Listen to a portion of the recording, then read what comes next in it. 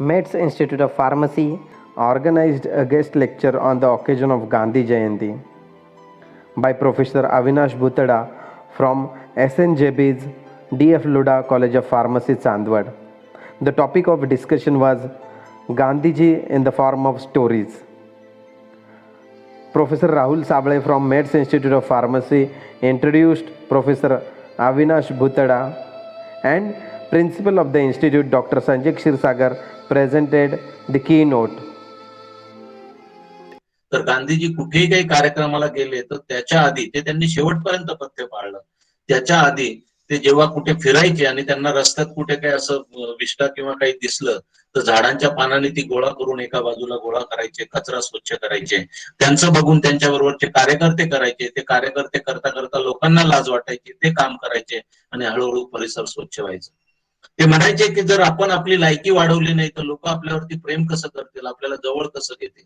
त्याच्यामुळे आपण आपल्याला सिद्ध केलं पाहिजे, आपण स्वतःला बदललं पाहिजे, जग आपोआप आपल्या बरोबर बदलेल.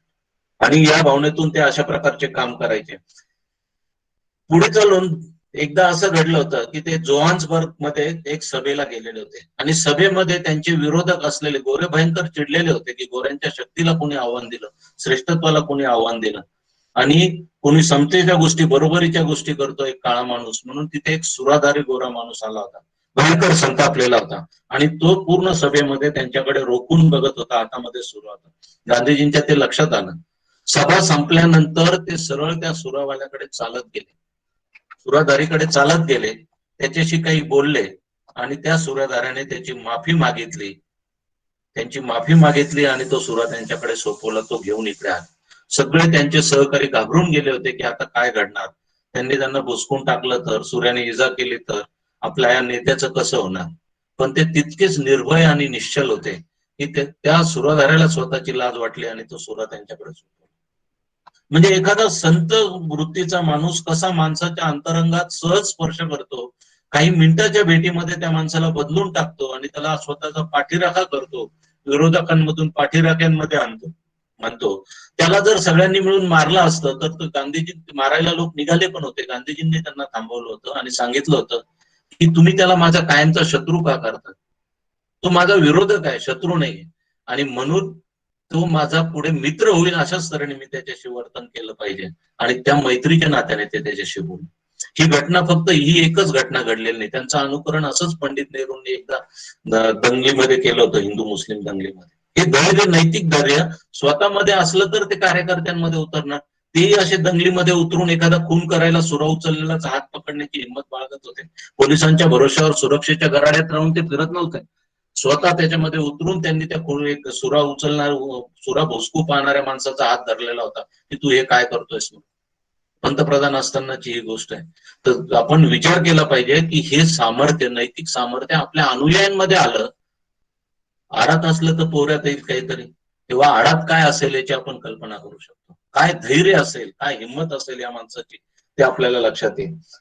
जोहान्सबर्गच्या या सभेनंतर पुढे चालून ते भारतामध्ये आले. भारतात त्यांचं खूप जंगी स्वागत झालं. जंगी स्वागत झालं की ब्रिटिश सरकारच्या, ब्रिटिशांच्या आशीर्वादाने चालणारं जनरल स्मर्टचं सरकार त्याला एक आपला भारतीय माणूस जाऊन वाकवतो. तिथल्या सगळ्या वेगवेगळ्या भाषिकांना, वेगवेगळ्या धर्माच्या लोकांना, हिंदू, मुस्लिम, ख्रिश्चन, पारशी सगळ्यांना एकत्र आणतो आणि लढण्याची जिद्द देतो. तर हा माणूस कसा आहे म्हणून त्यांच्या बातम्या ज्या इकडे प्रसिद्ध झाल्या त्याच्यामुळे भारतात खूप कुतूहल त्यांच्याबद्दल झालं होतं. लोकमान्य टिळकांनी सुद्धा त्यांच्या आगमनानंतर त्यांच्या स्वागताच्या सभेत सांगितलं होतं की हा माणूस या देशाला पुढचं नेतृत्व देणारा माणूस असेल. इतकं मनमोकळं कौतुक लोकमान्यांनी त्यांचं केलेलं होतं, टिळकांनी. पुढे चालून काही लोकांनी टिळक आणि गांधी एकमेकांच्या विरोधात होते असं चित्र उभं करायचा प्रयत्न केला. अनेकांनी असं प्रयत्न केला. काहींनी पुढे चालून काय झालं की त्या टिळकांच्या त्या सभेमध्ये हे सगळं घडल्यानंतर त्यांनी गोपाळकृष्ण गोखले, ज्यांना ते आपले नैतिक गुरु मानायचे, ते त्यांच्याकडे गेले, त्यांची भेट घेतली आणि गोपाळकृष्ण गोखलेंनी सांगितलं भारत इतका विविध रंगी आहे की तुम्हाला तो अजून कळलेला नाही पूर्ण. आफ्रिका वेगळी होती, भारत वेगळा होता. त्यामुळे 1 वर्ष तुम्ही फक्त भारतभर फिरा, फक्त भारत समजून घ्या आणि मग तुम्हाला काय करायचं ते ठरवा. तोपर्यंत तुम्ही एकाही सभेत बोलू नका. जोपर्यंत कळत नाही तोपर्यंत बोलायचं नाही. आणि हा शब्द गांधीजींनी तंतोतंत पाळला. संपूर्ण तिसऱ्या वर्गाच्या रेल्वेने जाऊन पुढे पायी प्रवास करून त्यांनी सगळा भारत फिरला. बॅरिस्टर झालेला एक माणूस देश समजून घ्यायला फिरायला सुरुवात करतो आणि त्याच्या लक्षात येतं की आपले हे कपडे आपल्याला या माणसांपासून दूर लोटतात, एवढ्यांची आपल्याला गरज नाही. तिसऱ्या वर्गाच्या डब्यामधून जाताना वेगवेगळ्या लोकांच्या सगळा जो अनुभव घेतला, ते धक्काबुक्कीपासून तर तो सगळा जो काही अनुभव घेतला की या लोकांची किती हालापेष्ट आहे, कसं गुरांसारखं जीवन आहे, किती अस्वच्छपणा आहे, आणि त्या सगळ्यांना बदलून टाकण्याचा त्यांनी निर्धार केला. आणि हे गांधीजी परत आले ते पूर्ण बदलून. त्यांनी त्यांचा पोशाख बदलला, सूट बूट काढला, काठेवाडी धोतर आणि पगडीमध्ये ते आले, कुर्त्यामध्ये आले. आणि हा पोशाखातला बदल हा गांधीजींच्या जीवनात होणाऱ्या बदलाचं प्रतिबिंब करणार होता. त्यांच्यात एक मोठी वैशिष्ट्यपूर्ण गोष्ट होती. एखादी गोष्ट त्यांना आवडली, पटली एकदा मनापासून, की तिची अंमलबजावणी करायला ते घाबरायचे नाही. त्यांनी एकदा मांसाहार करायचा नाही असं ठरवलं. त्यांच्या पत्नीला त्रास झाला होता आफ्रिकेमध्ये, डॉक्टरांनी सांगितलं होतं मांसाचं सूप दिलं पाहिजे. त्यांनी तिला सांगितलं आणि स्वतःही ते पाळून दाखवलं वेळोवेळी की मरून जाऊ परंतु आम्ही मांस खाणार नाही. कोणाच्या हत्येवरती, कोणाच्या वेदनेवरती, कोणाच्या दुःखावरती उभं राहिलेलं अन्न आणि त्यातून मिळालेली ताकद मला नको. ईश्वराची इच्छा असेल तर मी त्यातूनही तरुण निघेल. आणि मग त्यांच्या लक्षात आलं की हे सगळे महागडे उपचार सगळ्यांना परवडणारे नाहीत, आणि म्हणून त्यांनी देशी उपचारांवरती खूप प्रयोग केले. आणि हे प्रयोग ते कोणावर करायचे? लोकांवर नाही करायचे, स्वतःवर करायचे. त्यांची अशी भावना होती की या निसर्गामध्ये प्रचंड शक्ती आहे आणि सगळ्या प्राण्यांना जसं बिना उपचाराने पंचमहाभूतांच्या आधारे ते नीट होतात, तसं मी पण झालं पाहिजे. आणि म्हणून त्यांनी मातीच्या लेपांचे प्रयोग केले. अगदी टायफॉइड, ज्याला आपण विषमज्वर म्हणतो, त्या टायफॉइड सारख्या आजारांना देखील त्यांनी त्याच्याने नीट केलं. आहार, पाणी, ह्या ज्या काही गोष्टी आहे आणि काही मातीचे लेपन किंवा पट्ट्या ठेवणं वगैरे अशा प्रकारच्या गोष्टी, यांच्यातून त्यांनी काही पेशंट नीट केले. आणि त्या प्रयोगातून त्यांचा स्वतःचा एक अनुभवाचा खजिना तयार झाला, जो पुढे त्यांनी आयुष्यभर वापरला आणि काही कार्यकर्त्यांना वापरायला लावला. त्याच्यात संशोधन करायला त्यांनी उद्युक्त केलं की हे पण तपासा, याच्याने काय होतं बघा, हा बदल करून बघा, ते करून बघा. अशा प्रकारे त्यांनी खूप प्रयत्न केले. आता या सगळ्या प्रयत्नांमध्ये एकीकडे निसर्गोपचार तज्ञ झालेले, एकीकडे धोबी झालेले, स्वतःची झोपडी स्वतः बनवणारे, बॅरिस्टर असलेला माणूस, त्यावेळेची 4,000 रुपयाची इन्कम म्हणजे आजची 4 लाखाची इन्कम पेक्षा जास्त म्हटली पाहिजे, इतकी कमाई असलेला माणूस, त्याने तिथे फिनिक्स म्हणून एक आश्रम उभा केला टॉलस्टॉयच्या विचारांनी प्रेरित होऊन. आणि त्या आश्रमामध्ये त्यांनी सगळ्यांचं संयुक्त भोजन, समान खर्चात सगळ्यांनी काम चालवायचं असं ठरवलं. आणि इतरांप्रमाणे स्वतःसाठी फक्त 40 रुपये महिन्यात भागवायचं, त्यातूनच इतर मदत करायची. पदरचे पैसे टाकून त्यांनी तो आश्रम चालवला. वृत्तपत्र चालवली, इंडियन ओपिनियन सारखी वृत्तपत्र चालवली, 4 भाषांमध्ये प्रसिद्ध केली. कुठलेही मजूर न लावता स्वतः आणि कार्यकर्ते मिळून त्याचं छापण्यापासून, बनवण्यापासून, सगळं एडिटिंग करण्यापासून सगळे कामं त्यांनी केली. काय टाइम मॅनेजमेंट असेल हो या माणसाची, बघा तुम्ही कल्पना करा. आपण आज टाइम मॅनेजमेंटच्या वेगवेगळ्या गोष्टी करतो की असं एफिशियंट झालं पाहिजे. एक माणूस दिवसाला 50 पत्र लिहितो, एवढ्या सभा घेतो, त्याचं अर्थार्जनाचं काम करतो, इतक्या कार्यकर्त्यांना सोबत घेतो, त्यांच्या कुटुंबांचा सदस्य बनतो. आणि हे सगळं तो इतकं निरंतर करत राहतो. एखाद दिवसाचं नसतं हे, निरंतर करत राहतो. किती वेळेचं व्यवस्थापनाचं भान असेल, आपल्या एकेका क्षणाची त्याला किती जाणीव असेल.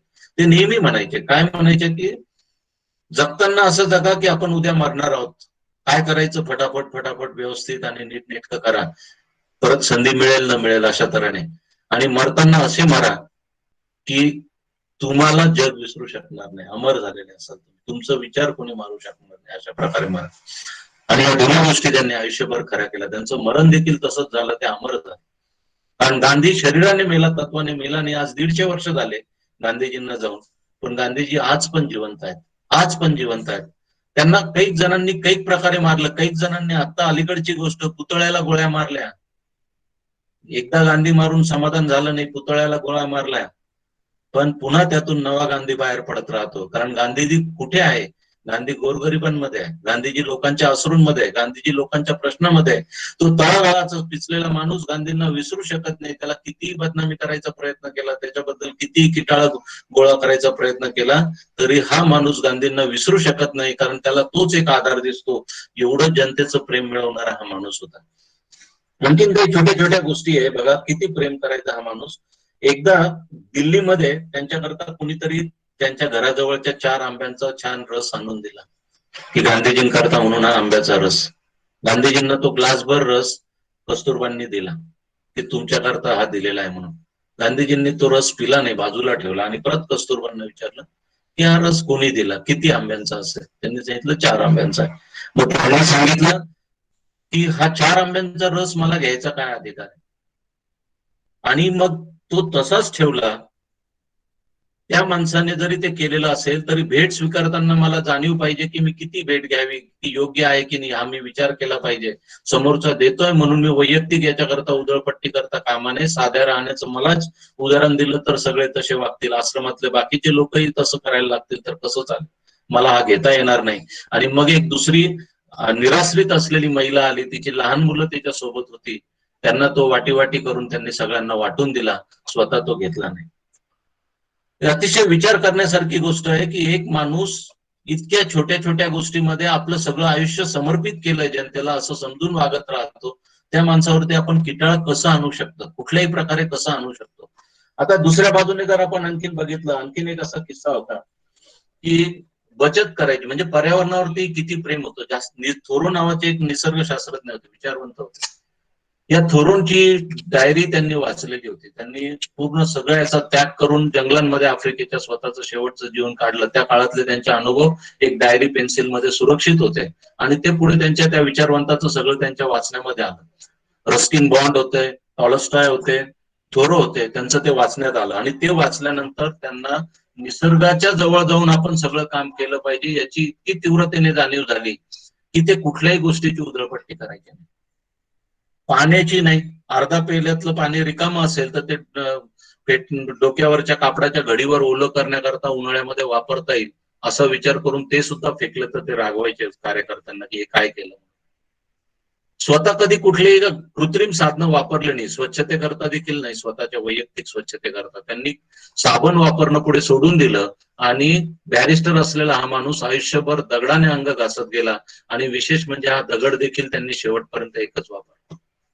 एकदा एका ठिकाणून दुसऱ्या ठिकाणी त्यांच्या कार्यक्रमांमध्ये जाताना त्यांच्या वैयक्तिक सहाय्यकाने तो दगड तिथे विसरला.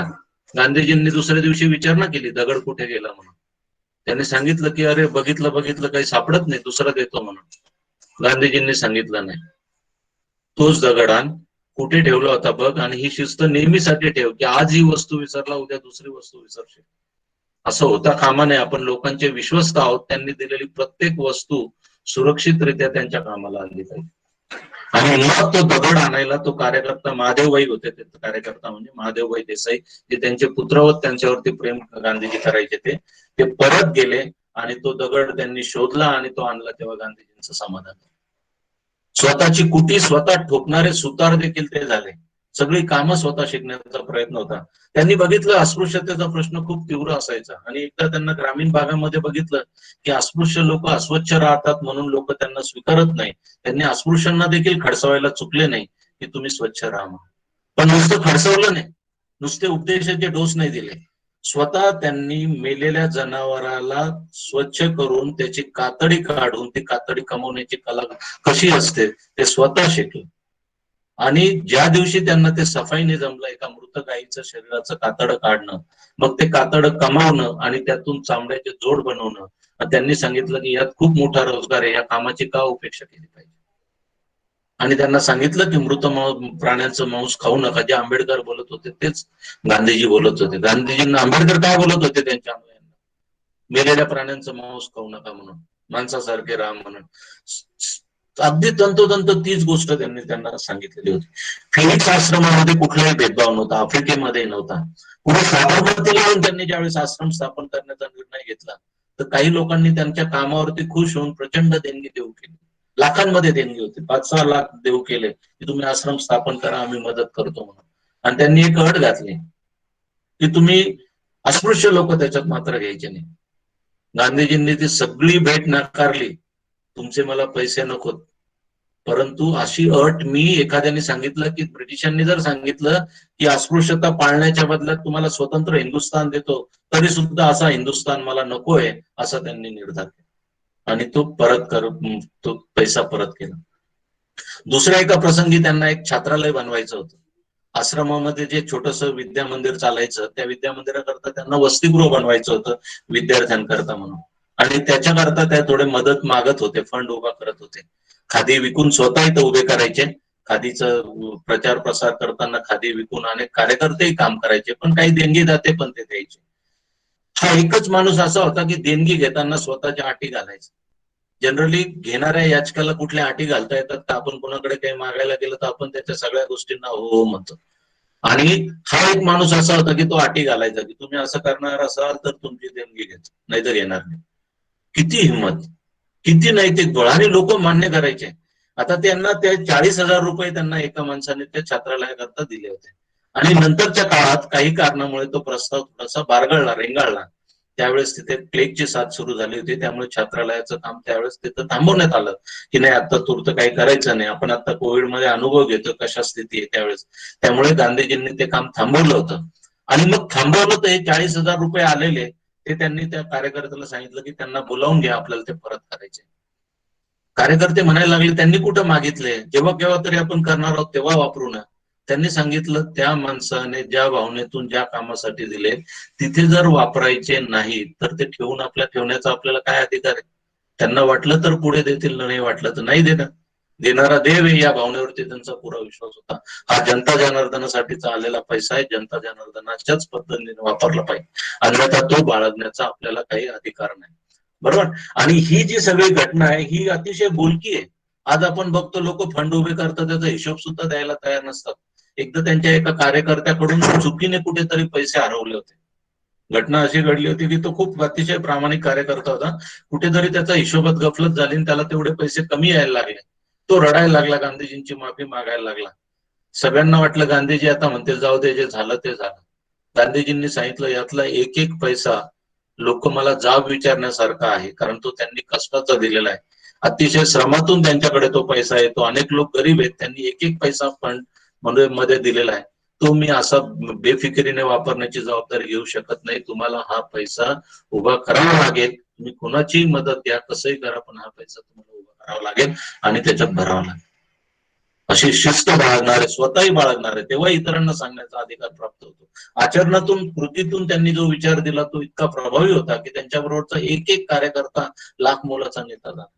मोतीलाल नेहरूंसारखे, जवाहरलाल नेहरूंसारखे कार्यकर्ते त्यांच्या एका आव्हानावरती घरदार सगळं, मोठी श्रीमंती सगळं सोडून आंदोलनात सहभागी झाले, तुरुंगात राहायला लागले, जमिनीवर झोपायला लागले. चित्तरंजन दासांसारखा माणूस त्यांच्या बरोबर अशा प्रकारे यायला लागले. भयंकर ताकद होती या माणसाचं. नैतिक आचरण इतकं स्ट्रॉंग होतं. विनोबा भावेंनी एकदा बघा, बनारस विद्यापीठातला प्रसंग मी सांगतो. मी फार वेळ घेणार नाही, मलाही कल्पना आहे की तुमचे अन्यही गोष्टी चालू आहेत, पण मला खरंच मुळा आवरत नाही की काय सांगू काय नको असं होतंय. पण बनारस विद्यापीठामध्ये गांधीजी त्यावेळेस जस्ट आफ्रिकेतून आलेले होते आणि बनारस विद्यापीठामध्ये जो पदवीदान समारंभ होता त्यांना अतिशय सन्मानाने बोलवण्यात आलं की अरे, देशाचा एवढा जगभर गाजलेला नेता बाहेर गाजलेला, त्याचा आपण सत्कार करू, सन्मान करू. त्यांनाही तिथं बोलवलं त्या पदवीदान समारंभात.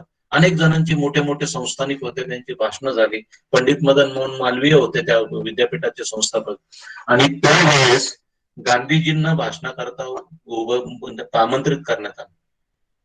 एखाद्या सभेत जाऊन त्या सभेतल्या लोकांची खरडपट्टी काढणं साधी गोष्ट, त्यांची हजामत करून टाकणं बिनपाण्याने सोपी गोष्ट आहे. गांधीजींनी तिथे सांगितलं की मला इथे जमलेल्या सगळ्या लोकांची लाज वाटते. सुरुवात काय भाषणाची, ती सगळी यादी करून झाली की अमके अमके अमके अमके अमके, मला इथे जमलेल्या सगळ्यांची लाज वाटते. काय शब्द, भयानक शब्द. 5-50 लोक उठून उभे राहिले, गांधीजी काय बोलता काय बोलताय म्हणून. खाली बसा खाली बसा, कोणी शर्ट ओढतो, कोणी फेटा ओढतो, कोणी, असं सगळा प्रकार चालू. आणि त्यामध्ये गांधीजी तरी ठामपणे तिथेच चिकटून राहिले की ज्या देशामध्ये लोकांना अंगभर वस्त्र मिळत नाही तिथं तुम्ही कार्यक्रमांमध्ये एवढे दागदागिने घालून इथं संस्थानिक आलेले आहेत आणि ते मिरवतायत त्याची, मला या ओंगळ श्रीमंतीची लाज वाटते. आणि खरोखर असा तोंडावर सुनावणारा एवढ्या संस्थानिकांना, एवढ्या विद्वानांना देशभरातल्या, हा पहिला माणूस तिथं भेटला. आणि लोकांची त्याच्याकडे लक्ष गेलं की अरे, हा माणूस वेगळा आहे. आतापर्यंत जे ठराव करणारी काँग्रेस आणि अधिवेशनांमध्ये वेगवेगळे मंडप टाकून वेगवेगळे जेवण जाती जमातीप्रमाणे बनवणारी काँग्रेस आणि गांधीजींनी वळण दिलेली काँग्रेस, मोठा फरक होता, खूप मोठा फरक होता. गांधीजींनी त्याच्यानंतर ज्यावेळेस ते नागपूर अधिवेशनामधले एक किस्सा घडला. नागपूर अधिवेशनामध्ये त्या अध्यक्ष म्हणून त्यांचा जबाबदारी होती. अध्यक्ष किंवा काही महत्वाचं पद असेल, कदाचित त्यात चूक होऊ नये म्हणून एखादं महत्वाचं पद असेल. त्यावेळेस बॅनर्जी ते एका ठिकाणी बसलेले असताना त्यांना एक कार्यकर्ता धावत आला आणि त्यांना निरोप सांगितला की बॅनर्जी आणि दास यांच्यामध्ये मारामारी होण्याची शक्यता आहे. खूप जोरात वादविवाद चालू होते. कशावरून चालू होते? दासबाबू एका ठरावाच्या विरोधात होते आणि म्हणजे जो बहिष्काराचा ठराव करण्याची तयारी चालली होती त्याच्या संदर्भातल्या एका मुद्द्याच्या विरोधात होते आणि ते त्यांचे 300 समर्थक घेऊन तिथं आलेले होते. अलीकडे आपल्याकडे असंच चालतं की नाही, समर्थकांची गर्दी करायची आणि आपला मुद्दा सिद्ध करायचा. आणि बॅनर्जीने त्याला नकार दिला की नाही, हे होणार नाही, असंच राहील. आणि त्याच्यावरती त्यांचे वादविवादाचे प्रसंग आलेला होता. तो कार्यकर्ता धावत आला. खूप वेळेपासून त्यांच्या भेटीच्या प्रतीक्षेत असलेला एक माणूस, एक जोडी होती, मारवाडी जोडपं होतं, ते त्यांच्याकडे आलेलं होतं. त्यांनी सांगितलं गांधीजी थांबा. इतर वेळेस गांधीजी कधी असं कोणाला टाकून जायचे नाही आणि निघताना 2 मिनिटं तरी बोला आमच्याशी. आणि त्यांनी त्यांची शाल पकडली, ती तशीच शाल सोडून गांधीजी तिथे गेले आणि त्यांनी सांगितलं की आधी माझं डोकं फोड. आणि नंतर त्यांच्यात समेट घडवून आणला. समेट घडवून असा आणला, बघा, कल्पना करा काय माणसाचं सामर्थ्य आहे. समेट घडवून आणला आणि जे दासबाबू विरोधामध्ये होते, बॅनर्जींनी ठराव जो मांडण्याचा प्रयत्न केला होता, त्याच्याच पाठीमागे म्हणजे तोच ठराव दासबाबूंनी स्वतः मांडला आणि त्या अधिवेशनात तो मंजूर करून घेतला. प्रेमात काय ताकद असते, कुठल्याही द्वेषापेक्षा प्रेमात काय ताकद असते याची उदाहरणं. हे सगळे मोठे मोठे लोक होते. दासबाबू हे काही छोटी व्यक्ती नव्हते किंवा बॅनर्जी ही काही छोटी व्यक्ती नव्हती भारतीय राजकारणामध्ये, काँग्रेसच्या त्या काळामध्ये. अशा लोकांना मतभेद मिटवण्याला उद्युक्त करणं आणि त्याकरता स्वतःच माझं डोकं फोडा पण असं करू नका, काँग्रेसमध्ये विभाजन होऊ देऊ नका, हे म्हणणं, हा प्रसंग आणि पुणे कराराचा प्रसंग. सर मी 10 मिनिट घेतले चालते? चालतील sir. Sir please go ahead. अच्छा.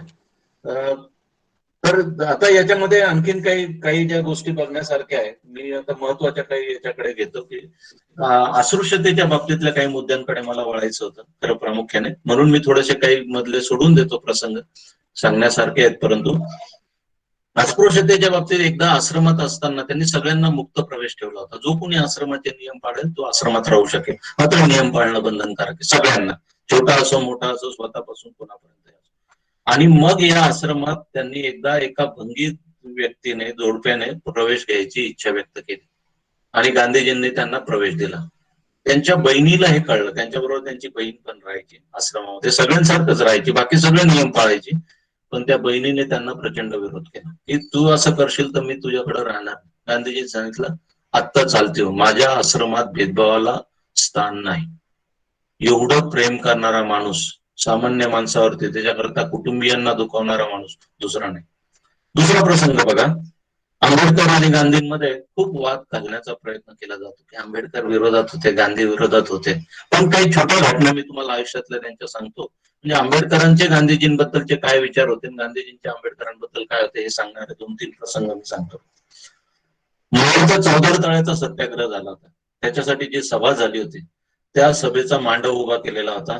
आंबेडकर वगैरे सगळे व्यासपीठावर बसलेले होते, त्यांचे कार्यकर्ते, त्यात काही ब्राह्मण देखील होते. मला या आवर्जून नमूद करायचं, याला निव्वळ जातीय स्वरूप म्हणून का आंबेडकरांच्या कामाकडे बघता कामा, त्यात काही ब्राह्मण कार्यकर्ते देखील होते.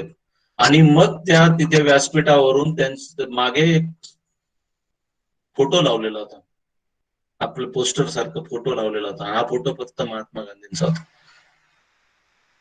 जर गांधीजींचा द्वेष असता आंबेडकरांच्या मनामध्ये तर असा फोटो असता. महाडच्या चौदार तळ्याला गांधीजींनी जे शस्त्र बनवलं सत्याग्रहाचं, तेच नाव त्यांनी दिलं की महाडचा सत्याग्रह करायचा आहे. आपण निशस्त्र आहोत पण आपण बोलतो ते खरं आहे म्हणून आपल्याला याचा आग्रह धरायचा आहे, सत्याग्रह केला. आंबेडकरांबद्दल पुणे कराराच्या बाबतीमध्ये ज्यावेळेस ज्याला जातीय निवाडा म्हणून म्हटलं जातं, त्या जातीय निवाडाच्या वेळेस विभक्त मतदारसंघांची आंबेडकरांनी मागणी केली होती की ब्रिटिश लोकांना त्यांनी सांगितलं, ब्रिटिशांना, की तुम्ही आम्हाला जे प्रादेशिक थोडंसं स्वायत्तता देत आहे, त्याच्यात आम्हाला वेगळे मतदारसंघ द्या, नाही तर आमच्या लोकांना कोणी निवडून देणार नाही, आम्हाला आमचे वेगळे मतदारसंघ द्या. गांधीजींनी ओळखलं की ही समाजात फूट पाडण्याची ब्रिटिशांची चाल आहे. दलितांचं मागणं खरं असलं, हरिजनांचं मागणं खरं असलं तरी याच्यातून कायमची भिंत उभी राहील दोन्ही समाजामध्ये, हे तर निघून जातील पण ही भिंत तुटणार नाही. गांधीजींनी खूप विनंती केली, आव्हानं केली, हरिजन मधून, यंग इंडिया मधून, नवजीवन मधून खूप पत्र लिहिली, खूप आव्हान केले, खूप प्रचार केले, पण आंबेडकर तसभर मागे सरकले नाही, असंच राहील. शेवटी हा निवाडा मागे घ्यावा म्हणून गांधीजींनी उपोषण जाहीर केलं. पुण्याला त्यांनी ते उपोषण केले आणि या उपोषणाच्या काळामध्ये दोघांनी एकमेका, म्हणजे गांधीजींनी तर काही विधान करायचा प्रश्न नव्हता, त्यांची भूमिका स्वच्छ होती, ती त्यांनी आधी मांडलेली होती. पण आंबेडकरांनी गांधीजींवरती भयंकर जोरात हल्ला चढवला की गांधीजी आमचे हक्क हिरावून घेत आहेत, गांधीजी आम्हाला गुलामगिरीत लोटतायत वगैरे. आणि याचं खूप जणांनी पुढे भांडवल केलं, त्यातले तुकडे उचलायचे, कुठले तरी भाषणाचा पीस उचलायचा आणि बघा आंबेडकर काय बोलले होते, गांधीजी असे आंबेडकर असे, गांधीजी असे आंबेडकर असे. पण तुम्हाला मी सांगतो, याच आंबेडकरांबद्दल गांधीजींनी असे गौरवोद्गार काढले होते, त्यांच्या प्रेसमध्ये त्यांनी ते लिहिलेलं होतं त्यांच्या लेखांमधून, की आंबेडकरांमुळे मला तीव्रतेने जाणीव झाली की मी अजून किती मागासलेला आहे आणि अस्पृश्यता संपवल्याशिवाय या देशात स्वातंत्र्य येऊन काहीच उपयोग नाही, या गोष्टीची जाणीव मला प्रखरतेने कोणी करून दिली असेल तर ते आंबेडकरांनी. इतके गौरवोद्गार काढलेले.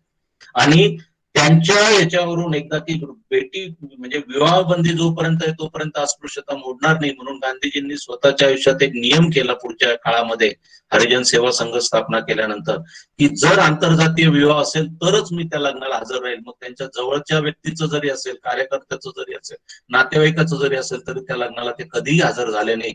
आणि आंबेडकरांनी त्यांच्या मुलीच्या लग्नाच्या वेळेस नेहरूंना पत्र लिहिताना, त्यांनी निमंत्रण देताना असं त्याच्यात भावना व्यक्त केली होती की आज बापू असते तर ते नक्की आले असते, कारण आंतरजातीय विवाहाला ते नक्की हजर राहिले असते.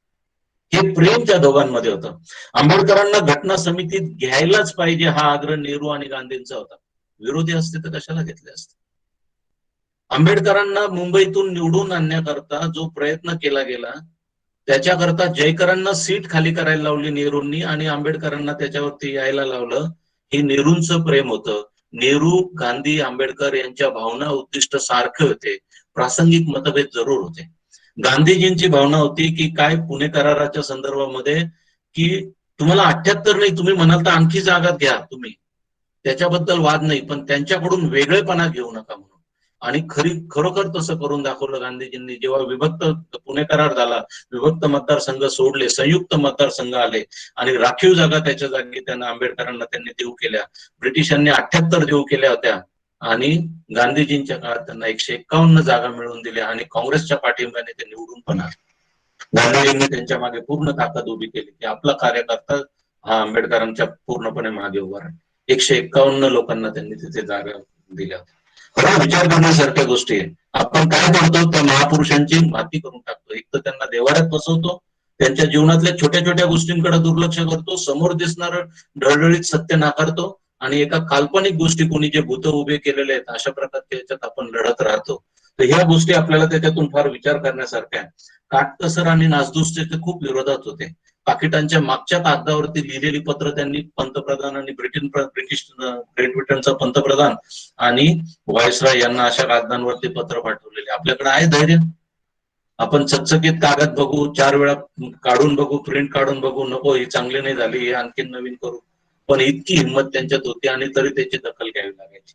आलेल्या पत्र व्यवहारातली जी कागद असायची ते काढून तिची मागची बाजू ते वापरायचे. दररोज 50 ते 100 पत्र लिहायचे. किती उद्योगी माणूस, प्रचंड उद्योगी माणूस. येरवड्यात असताना देखील ते काही ना काही कामं घ्यायचे, काही नवीन गोष्टी शिकायचे. तुरुंगात असताना कुराणाचा अभ्यास केला, बायबलचा अभ्यास केला इंग्लंडला असताना, त्याच्यानंतर गीतेचा अभ्यास केला आणि त्यांच्या बरोबर राहून विनोबा भावेंनी प्रेरणा घेतली आणि पुढे गीता प्रवचन दिली. या जो बनारस विद्यापीठाचा प्रसंग मी तुम्हाला सांगितला, तिथं विनोबा भावे हजर होते आणि विनोबा भावेंनी त्यानंतरच्या काळामध्ये ते इतके भारावून गेले तरुण असलेले विनोबा भावे की त्यांनी अविवाहित राहून संपूर्ण आयुष्य गांधीजींकरता समर्पण करण्याचा निर्धार केला आणि त्या दिवसापासून ते गांधीजींचे विनू झाले. आणि हे विनोबा पुढे चालून सर्वोदयाची चळवळ चालवतात, भूदानाची चळवळ चालवतात. गांधीजींची कल्पना की ट्रस्टी म्हणून श्रीमंतांनी काम करावं ते पुढे राबवण्याचा प्रयत्न करतात. बघा कसा माणूस एका क्षणभरच्या याच्याने दिव्यत्वाचा स्पर्श झाला ना तर साध्या साध्या माणसांचं सोनं होऊन जातं. परिस्पर्श झाला तर साध्या साध्या माणसांचं सोनं होतं, असं इथे झालेलं तुम्हाला दिसेल. वल्लभभाई पटेल आधी गांधीजींचे प्रचंड टीकाकार होते. गांधीजी ज्यावेळेस मिल कामगारांचा संप मिटवायला अहमदाबादमध्ये आले होते त्यावेळेची गोष्ट की हे त्यांची बार कौन्सिलमध्ये चर्चा चालली होती की हा माणूस काय करणार, अशा प्रकारचं काहीतरी बोलतो, काय पोशाख करतो, काय बोलत असतो, त्याच्याकडून काय होणार नाही, अशा प्रकारची चर्चा चालली होती. पण विठ्ठलभाई पटेल आणि वल्लभभाई पटेलांनी असं ठरवलं की बघू तर खरी काय बोलतो हा माणूस, कुतूहल म्हणून ते त्या सभेला गेले आणि गांधीजींचे अनुयायी होऊन परत आले. त्यांनी स्वतःच्या वैभवाचा त्याग केला, श्रीमंतीचा त्याग केला आणि गांधीजींच्या अनुयायी म्हणून खादीचा स्वीकार पुढच्या काळामध्ये केला.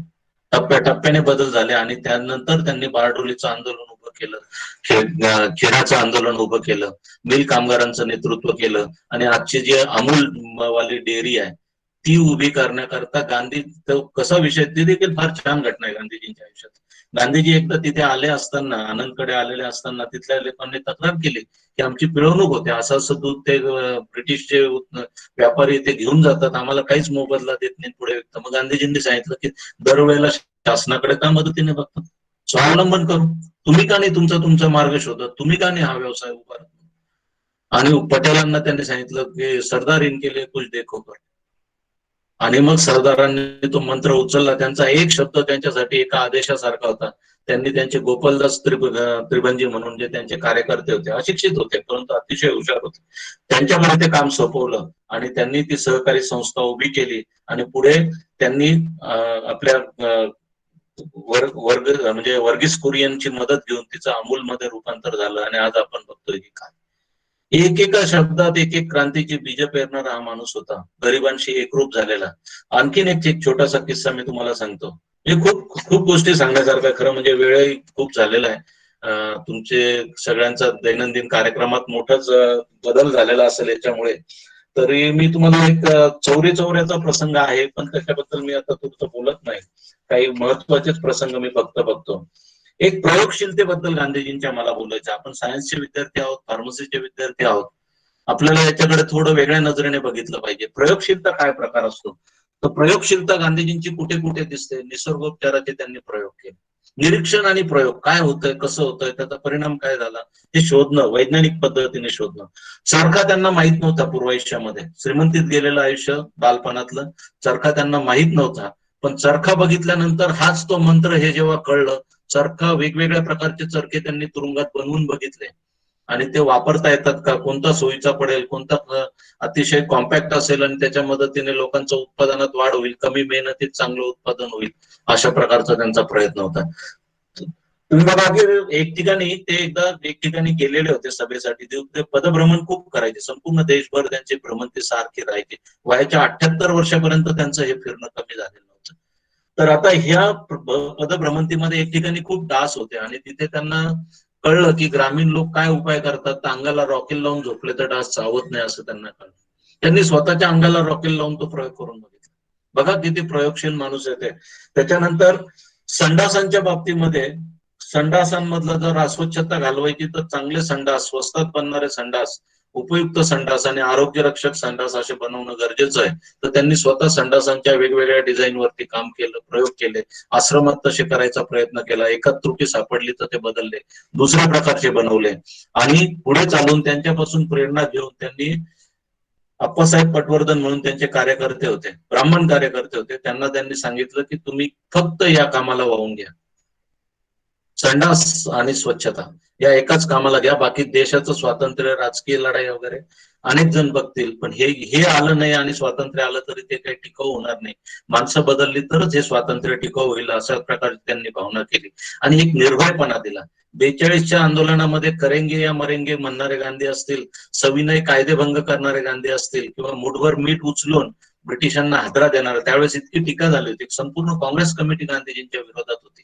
गांधीजींनी जेव्हा सांगितलं की आपण असं हे मिठावरती जाचक कर लादलाय तर तो तेवढाच नियम मोडायचा, बाकीचे कायदे पाळायचे, असा एक त्यांना विरोध करू आणि सत्याग्रह करू. तो सगळी कार्यकारिणी असली. गांधीजी तुम्हाला काय वाटतं हे मीठ समुद्र किनाऱ्यावर लागल तेवढं असतं? ब्रिटिश म्हणतील काय एक मुठभर घेतलं घेऊ द्या, काय फायदा त्याचा? तुमची ती दांडी यात्रा काही कामाची नाही. मोतीलाल नेहरूंनी पत्र लिहिलं गांधीजींना, हे तुम्ही काय चालवलंय, काय खेळ चालवलाय? मोठ्या आंदोलनाच्या गोष्टी सोडल्या आणि हे छोटं काहीतरी घेऊन बसले, मीठ उचलेल म्हणून. आपण तिथं जाऊन मीठ उचलू, कायदा मोडून मीठ उचलू म्हणून. गांधीजींनी त्यांना एक फक्त 2 ओळीचं पत्र पाठवलं उत्तर. त्यांच्या मोठं पत्र आलं होतं 3-4 पानी, सगळे मुद्दे सांगणार, असं आहे तसं आहे. त्याला 1-2 ओळीचं उत्तर त्यांनी पाठवलं. काय होतं ते उत्तर? करके तो देखो, बस करके तो देखो. आणि अवघ्या 78 कार्यकर्त्यांच्या सोबत निघालेले गांधीजी प्रचंड अंतर पायी कापत कापत गर्दी वाढत गेली. नदी जशी सागराकडे जाताना अनेक छोडू नद्या मिळतात तसे लोक मिळत गेले आणि एक मोठा जनसमुदाय दांडेला गेला आणि त्यांनी मीठ उचललं आणि ब्रिटिश हादरले, कारण जाहीरपणे सांगून कायदा मोडलेला होता आणि देशभर कायदेभंगाची चळवळ सुरू झाली. आधी फक्त असहकार करणारे गांधीजी कायदा मोडू शकतात आणि ठरवून सांगून कुठलाही कायदा मोडत नाही, बाकी कायद्यांचं नीट पालन करणार नाही, पण तुमचा हा जाचक कायदा आहे तो मला मान्य नाही म्हणून सत्यासाठी मी हा मोडणार, असं सांगणार हे गांधीजी.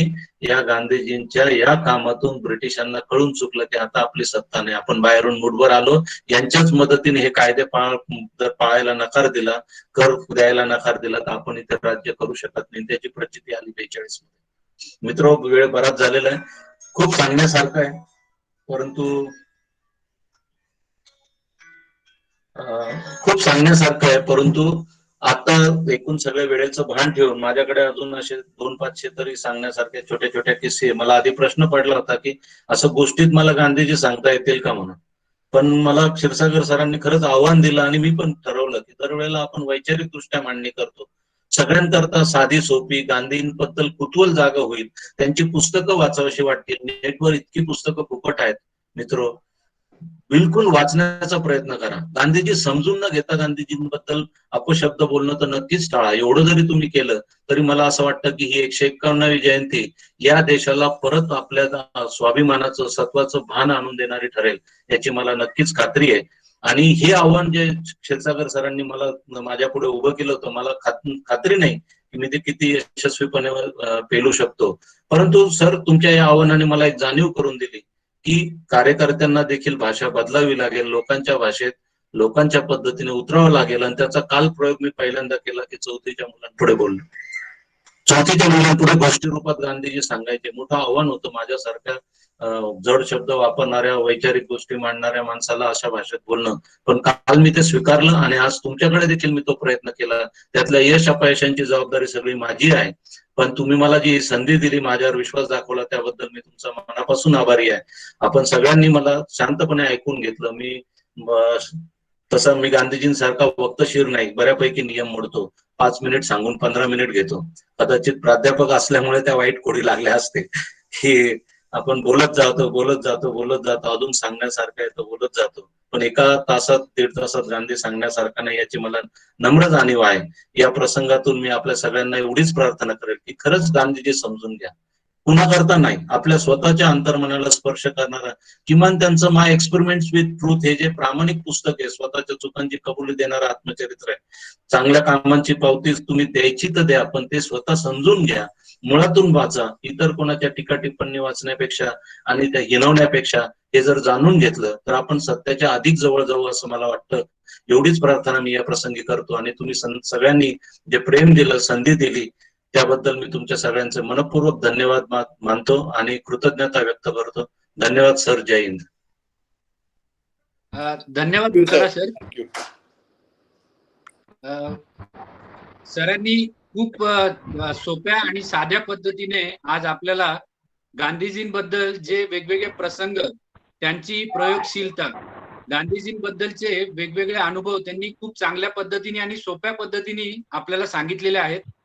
सर, मी तुम्हाला नक्की ग्वाही देतो की आमचे विद्यार्थी आणि आमचे प्राध्यापक वर्ग नक्कीच यातले बरेचसे जे अनुभव आहेत ते त्यांच्या आयुष्यामध्ये त्यांच्या चांगल्या कामासाठी नक्कीच वापरतील. या उपर मी डॉक्टर पवन उदावन सरांना विनंती करतो की त्यांनी आभार प्रदर्शन करावेत. उदावन सर. Thank you sir. तत्पूर्वी उपस्थित सर्व विद्यार्थ्यांना मी विनंती करेन की कोणाला काही प्रश्न जर भुतडा सरांना विचारायचे असतील तर तुम्ही विचारू शकता. मी आभार प्रदर्शन व्यक्त करण्यापूर्वी माननीय प्राचार्य डॉक्टर संजय सर, तुम्ही आहात ऑनलाईन? हो सर. Sir Bhutada sir. आधी काही हो भुतडा सर, धन्यवाद. आणि फारच छान पद्धतीने तुम्ही गोष्टी उलगडल्यात. आणि मला जसं तुम्ही शेवटचं वाक्य म्हटलात की आपल्या आता सांगण्याच्या पद्धतीही आपल्याला बदलाव्या लागतील. त्यांच्या अपेक्षेप्रमाणे त्यांच्या लेवलला जाऊन गोष्टी सांगाव्या लागतील की ज्याच्यातनं बदल घडू शकतो. तर तुम्ही हा उपक्रम कित्येक वर्ष झालं करतात आणि त्याच्यातनं नक्कीच काही लोकांच्या जीवनामध्ये बदल घडत असेल. आणि तुम्ही विषय फार छान पद्धतीने मांडला आणि बऱ्याचशा काही गोष्टी मांडण्यासारख्या, अजून काही मांडण्यासारख्या आहेत. तर असेच आपण पुढे काही उपक्रम राबवू वेगळ्या पद्धतीचे आणि तुमचा सहभाग त्याच्यामध्ये असावा अशी आम्ही अपेक्षा करतो. नक्कीच सर, नक्कीच सर. हा, ओके सर. ते माझं कर्तव्यच राहील तुमच्या उपक्रमांना पाठिंबा देणं. तुम्ही एवढे करता, च्या माध्यमातून चांगली कामं चालली आहेत, तर त्याच्याकरता मी नक्कीच माझ्या परीने पुरेपूर प्रयत्न करेन आणि मदत करेन सर. Yes sir, yes.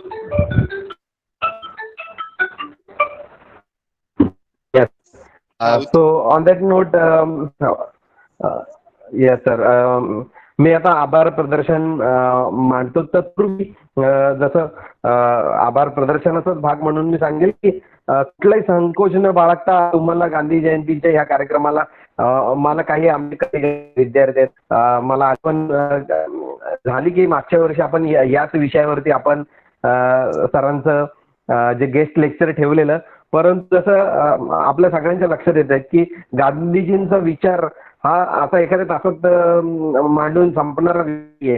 हा एक निरंतर असा एक प्रयत्न असायला हवा.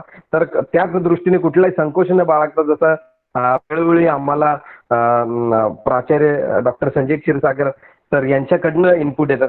बऱ्याचदा असं आम्ही बघतो की आमच्या आयडिया जिकडे संपतात तिकडे सर स्वतःहून सांगतात की नाही उदाहरण सर तुम्ही असे लेक्चर ठेवा, ही आयडिया राबवा.